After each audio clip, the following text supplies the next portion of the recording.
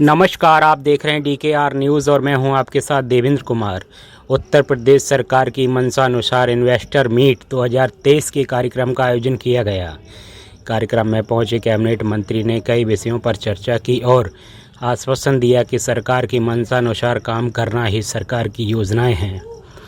मैनपुरी शहर के station road स्थित पाम होटल पर उत्तर प्रदेश सरकार की मंशानुसार इन्वेस्टर मीट 2023 के कार्यक्रम का आयोजन किया गया, जिसमें मुख्य अतिथि के रूप में पहुंचे उत्तर प्रदेश सरकार के पर्यटन एवं संस्कृति मंत्री ठाकुर जयवीर सिंह ने कार्यक्रम को संबोधित करते हुए सरकार की महत्वाकांक्षी कई योजनाओं पर प्रकाश डाला और कहा जल्द ही जनपद में म्यूजियम तथा ऑडिटोरियम का निर्माण कराया जाएगा, जिसके लिए तैयारी शुरू कर दी गई है और अप्रैल माह से इसका शुभारंभ कर दिया जाएगा तथा कहा कि सरकार की मंशा है कि ज़्यादा से ज़्यादा लोग सरकार की योजनाओं में विनिवेश करें और उद्योग से लोगों को जोड़ा जाए ताकि प्रदेश में चल रही बेरोजगारी को दूर किया जाए, जिसके लिए कार्यक्रम में पहुंचे सभी व्यापारियों, उद्योगपतियों, प्रधानाचार्यों, प्रबंधकों को आश्वासन दिया गया कि शासन के द्वारा जो भी मदद मिल सकेगी वह मदद दिलाने का काम किया जाएगा। इस दौरान सिटी ग्लोबल एकेडमी के वरिष्ठ प्रधानाचार्य डॉक्टर राम मोहन ने कहा कि जल्द ही एक बड़ी सौगात जनपद को महिला महाविद्यालय के रूप में मिलने जा रही है, जिसमें कई प्रकार की व्यवस्थाएं रहेंगी, जिसमें नर्सरी से लेकर उच्च स्तरीय शिक्षा भी दी जाएगी, चाहे वह मेडिकल से संबंधित हो चाहे किसी अन्य डिप्लोमा से। सारा कुछ महिला महाविद्यालय में ही रहकर प्राप्त किया जा सकता है। आइए जानते हैं और क्या कुछ कहा इस दौरान, जरा सुनिए।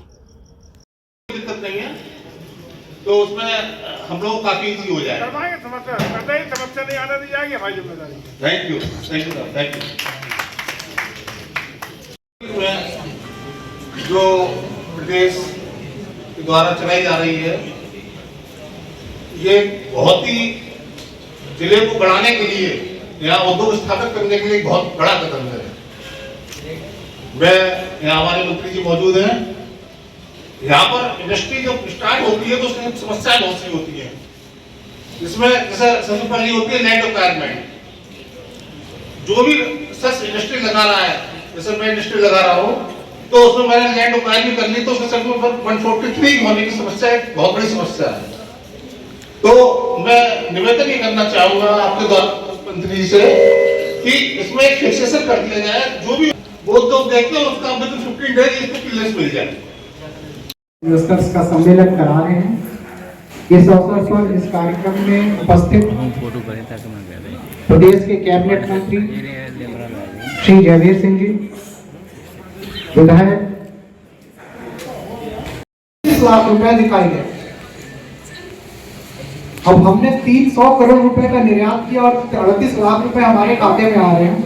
हुआ क्या, हमारे यहाँ एक्सपोर्टर नहीं थे। नोएडा में जहाँ धान की खेती नहीं होती, गेहूं की खेती नहीं होती, वहां पर हजारों करोड़ का एक्सपोर्ट हो रहा है। वो हमारे यहाँ से खरीद के ले जाकर के एक्सपोर्ट के नाम पर वो बेचते हैं, सारा लाभ वो प्राप्त करते हैं। मैंने प्रयास किया कि यहाँ से सीधे एक्सपोर्ट का लाइसेंस बनाएं और हम अपने FCO के माध्यम से या एक्सपोर्ट लाइसेंसिंग है उनके माध्यम से हम इस एक्सपोर्ट को कराएं। जैसे हम बाहर की दुनिया से सीधे जुड़ेंगे, हमारे यहाँ बहुत सारी चीजें अपने यहाँ पर। जनपद मैनपुरी पूरी तरीके से कृषि आधारित जिला रहा है। यहाँ पर कोल्ड स्टोरेज, यहाँ पर राइस मिल, यहाँ पर फूड प्रोसेसिंग इंडस्ट्रीज के बहुत अच्छे स्कोप हैं। शिक्षा के लिए हमारे यहाँ पुलिस में नियमित संवाद के लिए हर महीने गोष्ठी का आयोजन किया जाता है।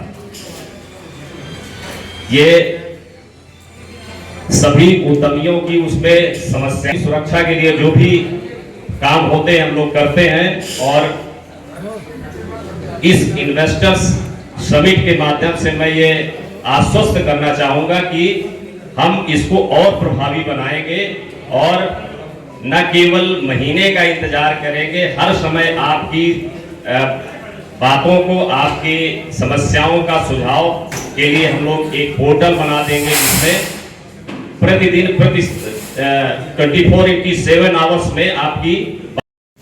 अभी तो सुधीर जी ग्लोबल चल ही रहा है लेकिन एक बड़ा सपना जो मेरी पत्नी ने देखा है, बहुत बड़ा सपना है मैनपुरी की बालिकाओं के लिए, और मैं चाहूँगा कि आज वो उस सपने को वही बताएं।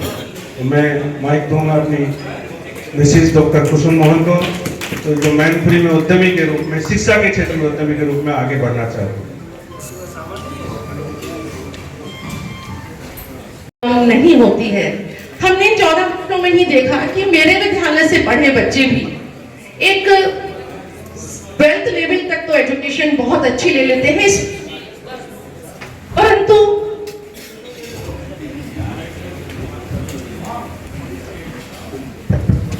स्पेशली गर्ल्स को मैंने महसूस किया कि वो 12th तक की बहुत अच्छी एजुकेशन ले लेते हैं, परंतु उसके बाद हायर एजुकेशन के लिए उन्हें कुछ प्रॉब्लम फेस करनी पड़ती हैं। क्योंकि एक हमारी सोच भी है कि सभी पेरेंट्स ये सोचते हैं कि हम अपने बेटे को बहुत काबिल बना दें और बच्चियों को हम बाहर पढ़ने भेजेंगे, उन पे हमारा बहुत खर्चा होगा और फिर हमें उनकी शादी भी करनी है। तो ये सोच कहीं ना कहीं ऐसा हो जाता है कि बच्चियां बहुत ब्रिलियंट होने के बावजूद भी शहर से बाहर पढ़ने के लिए नहीं जा पाती, उन्हें शहर में ही रहकर पढ़ना होता है और एक बहुत अच्छे मुकाम पर पहुंचने वाली बच्ची एक अच्छी एजुकेशन ना मिलने के कारण पिछड़ जाती है। और किसी भी शहर के विकास के लिए, किसी भी प्रदेश के विकास के लिए भी, किसी देश के विकास के लिए जो शायद सबसे जरूरी है वो शायद शिक्षा ही है। यदि हमारी शिक्षा बहुत अच्छी है, हम शिक्षा के क्षेत्र में काम करते हैं और आने वाले नौनिहालों को एक अच्छा प्लेटफॉर्म दे देते हैं, तो उस प्लेटफॉर्म से वो बच्चे बहुत तरक्की कर सकते हैं, अपने शहर को बहुत आगे पहुंचा सकते हैं। तो उसमें मैंने महसूस किया था कि जो बच्चियां हैं वो जब आगे नहीं जा पाती हैं, तो मैंने और मेरे हस्बैंड ने सोचा है कि हम अपने उस सपने को पूरा करने के लिए मैनपुरी जनपद की जो महिलाएं हैं और लड़कियां हैं जो काबिल होते हुए भी बहुत अच्छे मुकाम पर नहीं पहुंच पाती हैं, उन्हें एक अच्छी एजुकेशन देने के लिए एक प्लेटफॉर्म मैनपुरी में ही दें, एक वुमेन यूनिवर्सिटी बनाकर, एक महिला महाविद्यालय, एक महिला यूनिवर्सिटी यदि हम मैनपुरी में स्थापित कर देंगे तो मैनपुरी जनपद की बेटियों को और महिलाओं को एक बहुत अच्छा प्लेटफॉर्म मिलेगा।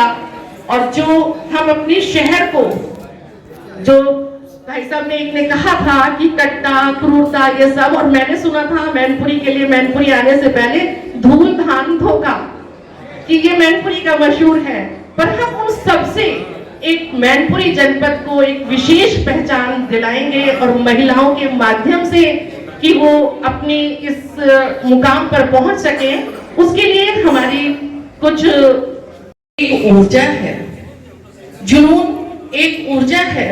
उस शक्ति को महसूस करो जो आपको कुछ नया करने के लिए हर जगह हर समय प्रेरित। ऐसा ही एक जुनून, ऐसा ही एक हौसला लेकर 2008 में मेरे पति डॉक्टर राम मोहन जी और मैं आए थे और एक सपना देखा था।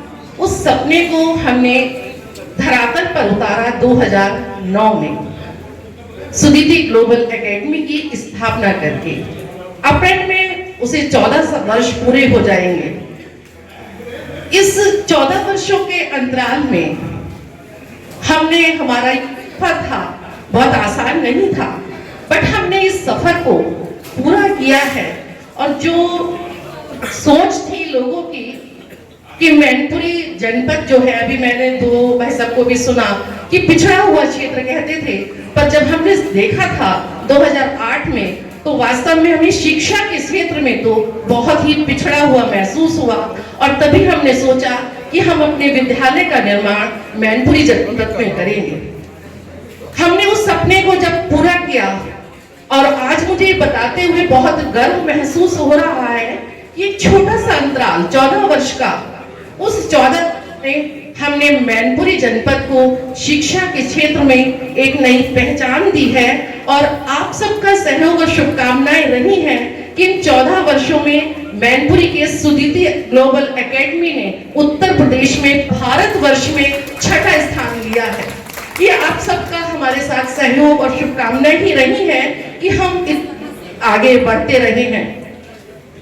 ये हौसला और ये जुनून और ये शिक्षा अपना है, उसके लिए है कि हम एक ऐसा प्लेटफॉर्म जिसमें सभी बोर्ड की शिक्षा क्लास नर्सरी से लेकर क्लास 12 तक सिर्फ लड़कियों के लिए एक सीबीएसई का क्लास 12 तक का स्कूल, लड़कियों के लिए ही एक नर्सरी से क्लास 12 तक का भारतीय शिक्षा बोर्ड का स्कूल, नर्सरी से ही क्लास 12 तक के लिए एक यूपी बोर्ड का स्कूल हम बनाना चाहते हैं और उसी को फिर आगे महिला यूनिवर्सिटी के में भी बनाना चाहते हैं।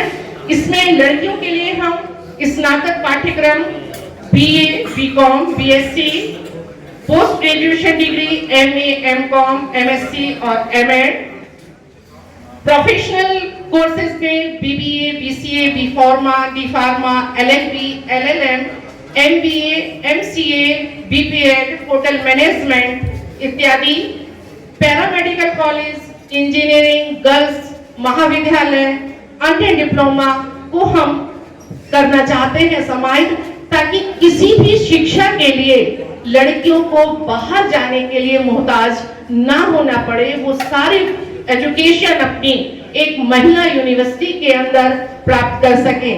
इसके लिए हमने जो बुनियादी ढांचा जो तैयार किया है, हमें 50 एकड़ जमीन की आवश्यकता है और जिसमें हम 50 करोड़ रुपए का निवेश प्रारंभ में करना चाहते हैं और मुझे उम्मीद है आप सब लोगों का आशीर्वाद रहेगा तो हम अपने इस सपने को पूरा कर पाएंगे और मैनपुरी जनपद की लड़कियों को एक अच्छा प्लेटफॉर्म दे पाएंगे। जय हिंद, जय भारत।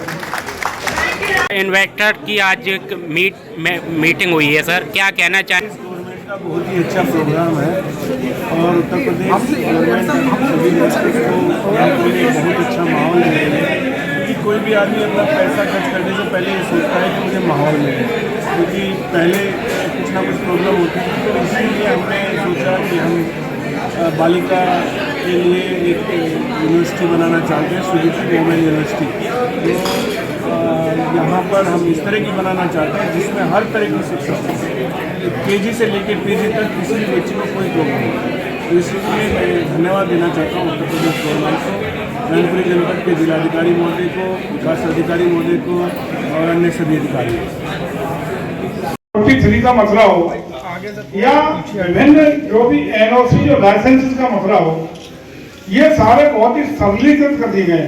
अभी लेटर जितनी भी और लगभग 28 विभागों की पॉलिसी आई है नई औद्योगिक नीति के तहत, उसमें इन सारे चीजों को हटाने के साथ साथ ये भी कर दिया गया कि अगर कोई एनओसी रिक्वायर्ड समय में जो निश्चित समयावधि है उसमें नहीं होती है तो डीम्ड टू बी सैंक्शन्ड, अगर नहीं देता तो अपने आप स्वीकृत मानूंगा, ये भी कर दिया गया है। और 143 में तो दिक्कत आनी ही नहीं है। डीएम साहब को भी संबोधन करके सारे बुकलेट और सारे निर्देश मिल चुके हैं सारे जिलों में, और इसके अतिरिक्त और आगे बढ़ के बता दी है तो प्रथम आनी ही नहीं है।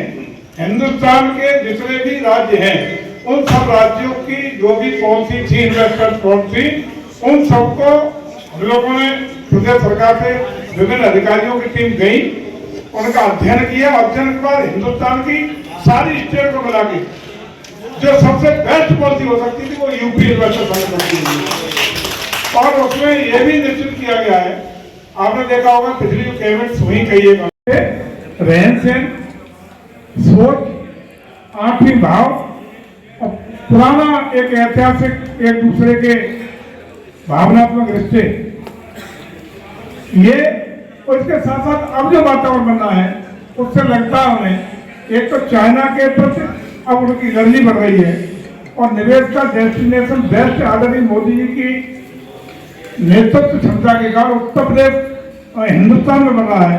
और विशेष रूप से बाबा जी के बुलडोजर की चर्चा वहां तक है। उन्होंने कहा कि उत्तर प्रदेश में हमारा निवेश सुरक्षित होगा, संरक्षित होगा, कोई अपराधी छेड़ नहीं सकता था, और बाबा जी का बुलडोजर वहां तक चर्चित है। और सीधा परिणाम था कि हम लोग लगभग 25,500 करोड़ के एमओयू वहां से साइन करा के लेके आए थे। और जहां तक उत्तर प्रदेश सरकार का लक्ष्य था, और लक्ष्य से 3 गुना इन्वेस्टमेंट अब तक हम लोग अर्जित कर चुके हैं। तो शुरू में लक्ष्य रखा गया था हम अपने विभाग की बात अगर करें तो पर्यटन का लक्ष्य उसमें 25,000 करोड़ का हम लोगों को दिया गया था। तो आपको जान के खुशी होगी कि आज 1 लाख करोड़ से ऊपर का निवेश हम लोग यहाँ कर चुके हैं, 4 गुना। वैसे भी इसकी थीम जो रखी गई है इस बार का जो इन्वेस्टर समिट है, थीम ही है ट्रेड, टेक्नोलॉजी और टूरिज्म। आप लोग टीवी पे देखते हो इसी थीम पे, जिनको कह सकते हैं मैनपुरी की यहाँ बात शान है, पहचान है, और जिन्होंने मैनपुरी की प्रगति के लिए आज बीड़ा उठाने का काम किया है, या शिक्षा का क्षेत्र हो, उद्योग का क्षेत्र हो, एग्रो इंडस्ट्री का हो, हर क्षेत्र में आगे ले जाने का जिन्होंने सपना संजोते हुए आज उत्तर प्रदेश सरकार की नीतियों रीतियों पर विश्वास करते हुए इन्वेस्ट करने का जो आज एमओयू साइन किया है या साइन करने वाले हैं, वो सब इन्वेस्टर्स, अपने इन्वेस्टर्स मैनपुरी किसान, उनका मैं हार्दिक अभिनंदन, वंदन और स्वागत करता हूँ। बहुत बहुत धन्यवाद ज्ञापन करता हूँ। तो कार्यक्रम 10 से 12 फरवरी 2023 के बीच में स्टेट लेवल का लखनऊ में होने जा रहा है। उसके तारतम्य में हर जिले में इन्वेस्टर समिट के मैनपुरी की धरती पर आज के कार्यक्रम में मौजूद हमारे जिनको आप सुन रहे थे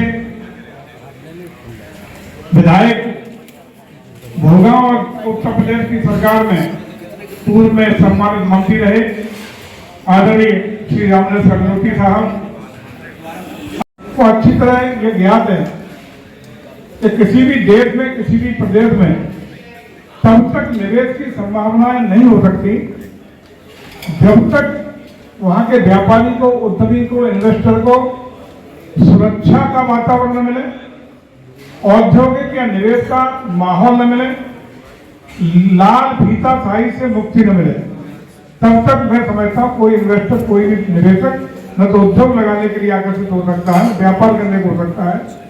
लेकिन हम लोग गए जब जापान, दक्षिण कोरिया, 2 हम लोगों की लीडरशिप में टीम 10 वाले अधिकारी और हमारे साथ एक माननीय मंत्री, उत्तर प्रदेश सरकार के कैबिनेट मंत्री भी हमारे साथ थे टीम में।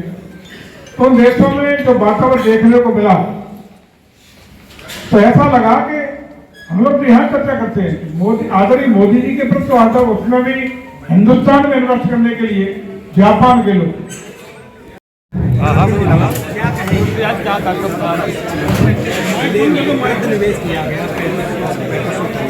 मैं समझता हूँ पूरे देश और प्रदेश में जिस तरह से मैनपुरी की छवि को खराब करने का काम करते हुए पिछड़ा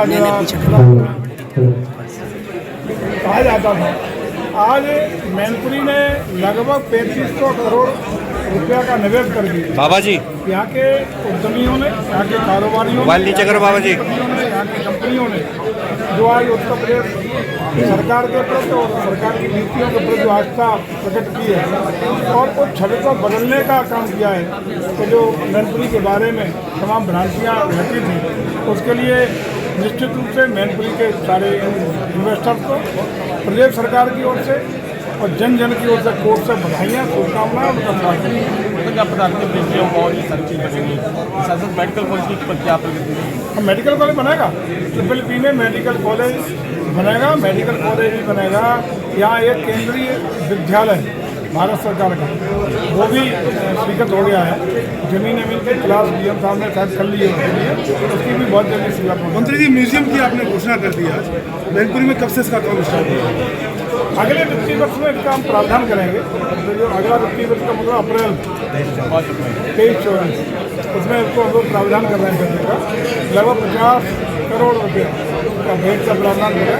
म्यूजियम और ऑडिटोरियम दोनों एक साथ होंगे और लगभग 4 हेक्टेयर जमीन जो 50 बीघे बोलते हैं उसकी जमीन की व्यवस्था होगी, ताकि भविष्य में और उसको विस्तार देने का काम किया जा सके।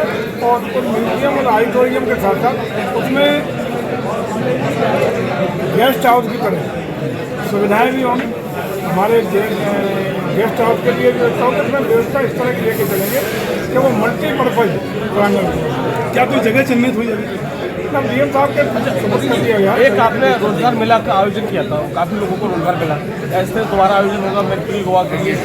प्रतिसाल होते हैं, एक बार हुआ है अगले साल पुनः एक डेट स्थानीय प्रशासन के साथ बात करके और सब समय उसका मेले का आयोजन होगा। तमाम बेरोजगारों को रोजी रोटी के अवसर दिए जाएंगे और मैं समझता हूँ मैनपुरी पिछड़ा गया नहीं। हम जैसा हमने कहा भी है कि उत्तर प्रदेश का ग्रोथ इंजन मैनपुरी बन जाएगा। चलिए, धन्यवाद।